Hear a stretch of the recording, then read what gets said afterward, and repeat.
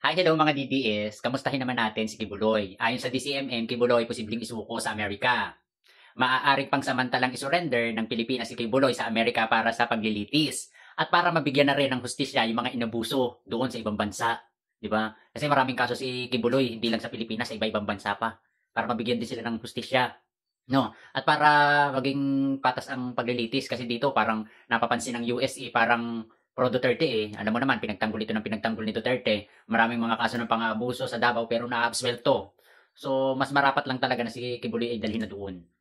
No, pero napapansin nyo guys, hindi man ako papansin, pero kayo mga papansin, napansin nyo ba guys na lahat ng sinusuportahan ninyo ay para magiging OFW.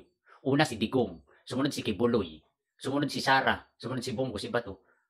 Sa ibang bansa na ba kayo maninirahan? Oh, baka magalit na naman kayo mga DDS ha. Yan naman ay binalita, no? At kung mangyari man yan, ay wala naman kayong magagawa. Tanggapin nyo na lang. Na lagi na lang kayong, nga